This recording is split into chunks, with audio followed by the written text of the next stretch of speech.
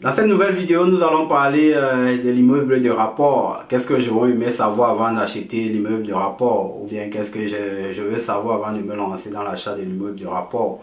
Alors, si tu es dans ce cas, je t'invite à suivre cette vidéo jusqu'à la fin, car à la fin, nous donnerons bien évidemment des informations qui peuvent t'aider pour te lancer, ou bien même te décourager à ne pas te lancer. Car le but ici est de te montrer les éléments qu'il faut savoir avant de se lancer dans l'immobilier et surtout dans l'immobilier de rapport. On se retrouve juste après le générique.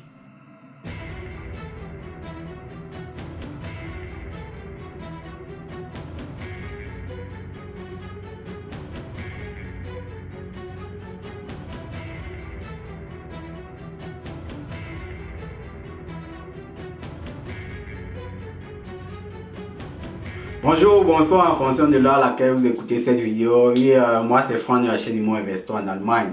Alors sur cette chaîne nous parlons des thématiques immobilières, bien évidemment l'immobilier en Allemagne, les risques liés à cet investissement immobilier en Allemagne. Alors pour tous ceux-là qui sont nouveaux sur la chaîne ici, on dit qu'on donne l'information car on a la ferme assurance que l'information reste et demeure la clé. Raison pour laquelle nous diffusons ces informations pour vous aider dans vos acquisitions et bien évidemment pour vous informer pour ceux-là qui veulent se lancer dans l'immobilier. Alors pour la petite affaire, on va dire la petite parenthèse, la chaîne offre des financements immobiliers pour tous ceux-là qui veulent se lancer dans les financements immobiliers et pour ceux-là même qui veulent éviter le stress d'aller chercher eux-mêmes des biens immobiliers. Nous avons des partenaires qui offrent des biens immobiliers. Alors c'est le paquet comme on le dit, ou bien comme il y a plusieurs Camerounais qui font dans le domaine, ça veut dire tu n'as rien à faire à part venir signer chez le notaire. Et il faut le dire, les prix sont aussi bien évidemment adaptés à cela. Car comme on le dit, quand tu ne travailles pas d'autre travail, c'est clair qu'il faut passer à la caisse pour cela. Alors c'est juste pour dire à ceux-là qui n'ont pas le temps, qui ne veulent pas s'occuper de la recherche et tout, que nous avons également des partenaires qui le font. Vous pouvez nous contacter, on va vous mettre les biens à disposition. Et pour ceux-là même qui veulent un accompagnement dans l'expertise immobilière, nous offrons l'expertise immobilière et même l'accompagnement dans les rénovations. Pour ceux-là qui veulent se lancer dans les rénovations, vous pouvez bien évidemment nous contacter, on se fera un plaisir de vous accompagner aussi dans ça. Alors, c'était tout pour la parenthèse. Alors nous allons entrer dans le vif du sujet. La nouvelle vidéo parle de l'immeuble de rapport. Comme on le dit, l'immeuble de rapport, là où on se lance, c'est bien évidemment pour faire de l'argent, il faut un immeuble qui a besoin de rénovation. Ça veut dire un immeuble délabré où vous prenez, vous avez besoin de remettre ça à neuf, car c'est de là que vous allez faire un profit. Mais alors, qu'est-ce qu'il faut savoir avant de se lancer dans ce genre d'immeuble? Ici, il est important de savoir, dans la communauté, il y a une mouvance. Une mouvance d'investissement immobilier, là où tout le monde parle, je veux acheter un appartement. Non, je veux l'immeuble de rapport. Alors, l'immeuble de rapport, c'est quoi? C'est simplement acheter l'immeuble à 3 niveaux. Là, vous avez, on va le dire, 3 ou 6 appartements et même plus. Et vous devez rénover ces différents appartements et même cet immeuble en entier pour pouvoir mettre en location ou bien faire du fix ou flip. Ça veut dire, vous mettez à top et vous revendez. Mais on va le dire, dans la communauté, il y a plus qui font l'achat de l'immeuble et qui essaient de mettre soit en VG, soit en location standard. Alors, qu'est-ce qu'il faut savoir? C'est toujours là où le bas blesse. L'immeuble de rapport, on va le dire, vous achetez, c'est bien délabré, ça veut dire que l'immeuble il a plus de 50 ans. Ça veut dire que l'immeuble ayant plus de 50 ans, vous avez bien évidemment plusieurs choses qui vont vous tomber dessus. On va le dire, il y a le raïton. Ça veut dire, c'est là où ça commence à être pesant. Car, on va le dire, ceux qui viennent dans l'appartement est sale, vieux, tout ça, c'est les frais minimes, on va le dire, car refaire du sol, refaire de la peinture, refaire même le bad, c'est moins coûteux que le raïton. Parce que le raïton, ou bien la toiture, c'est là où les frais commencent à être intéressants. Car vous commencez à dans les 30 000 en montant. Ça veut dire, vous avez les 30 000 qu'il faut refaire, le raïton, et vous avez la toiture, là où ça commence à être plus saignant. Ça commence à être dans les 50 en montant. Alors là, ça commence à être important. Alors pour tous ceux-là qui veulent se lancer dans la toiture, vous faites la visite immobilière, vous regardez la toiture, là où il y a les dark qui commencent déjà à tomber. Ça veut dire, ils ont ici, on va dire, c'est un peu comme, pas les toitures de nos pays là, mais c'est un peu comme des petits, c'est quoi, on va appeler ça des petits tôles. Mais c'est pas vraiment la tôle quoi. Ils ont le système de toiture ici qui sont un peu différents. Ce sont des petits éléments qu'ils ensemble pour pouvoir faire la toiture. Alors quand vous arrivez déjà dans la visite, là où il y a un qui tombe, il faut déjà connaître que la rénovation doit tomber aussi quoi. Ça veut dire que si vous prenez cet appartement, il faut savoir qu'il y aura ça à refaire. Car quand ça tombe, ça y a des signes que la toiture ne donne plus quoi.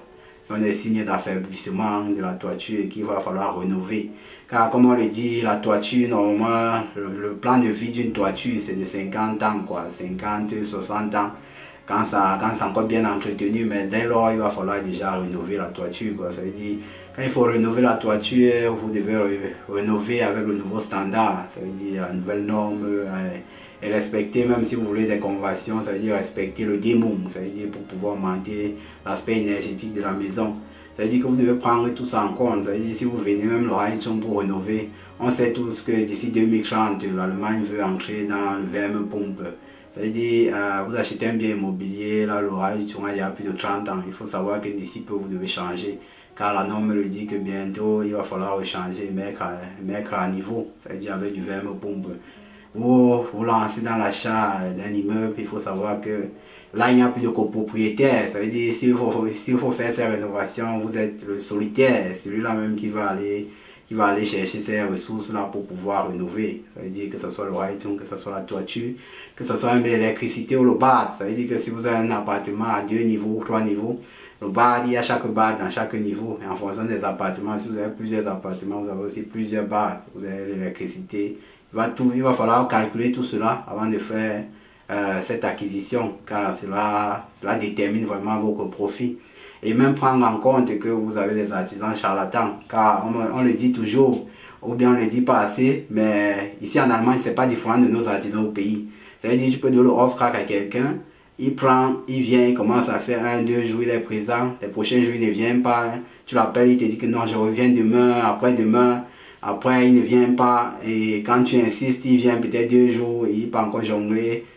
Ça existe ici en Allemagne. Donc, si vous avez des artisans, il faut être prêt. Il faut être ceux-là même qui vont être ceux qui vont veiller au grain, car il faut être derrière votre chantier pour que cela avance.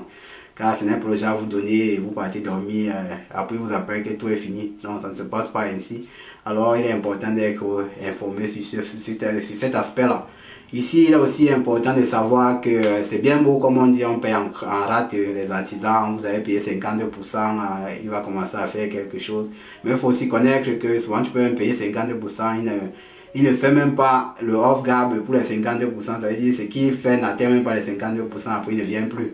Ça veut dire que bon, est-ce que tu as le temps de courir en justice pour pouvoir demander qu'il te restaure ton argent, sans compter qu'entre temps, tu payes tes traites à la banque, entre temps tu dois payer le house girl, au cas où tu as simplement un appartement, mais si tu as l'immeuble, tu n'as pas de house girl, tant mieux. Mais il va falloir reconnaître que tu payes aussi la taxe foncière.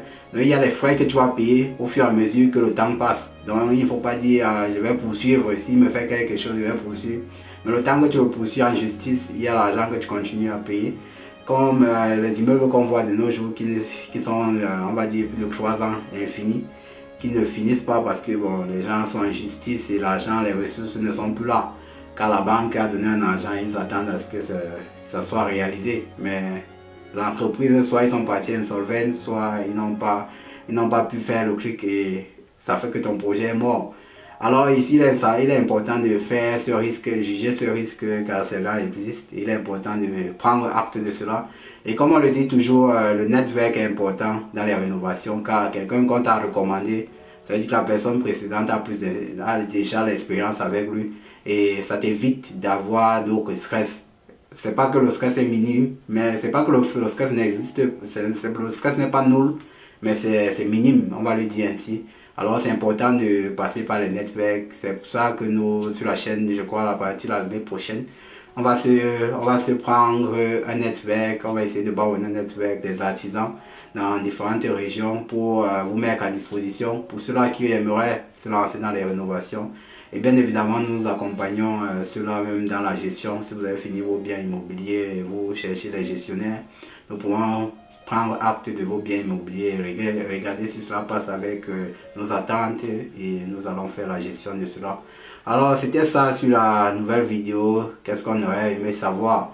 Ici l'idée n'est pas de vous décourager dans l'immeuble de rapport, mais surtout vous mettre la puce à l'oreille, soit être formé pour les rénovations de l'immeuble, soit être formé comment faire des rénovations par quelqu'un qui a déjà eu à le faire. Et surtout, si on ne le sait pas, se laisser accompagner pour éviter.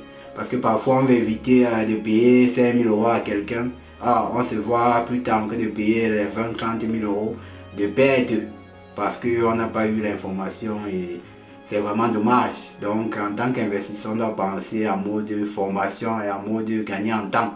Car le temps c'est l'argent, alors il est important. Si quelqu'un peut te faire sauter les pertes de temps et que tu payes un minimum, c'est pas négligeable. Alors c'est l'information que nous avons eu à partager, que nous avons aimé savoir avant de se lancer dans ce genre de projet. Alors c'était tout pour la nouvelle vidéo. On se retrouve dans les prochaines vidéos. Jusque là, portez-vous bien. C'était Franck. Bye bye.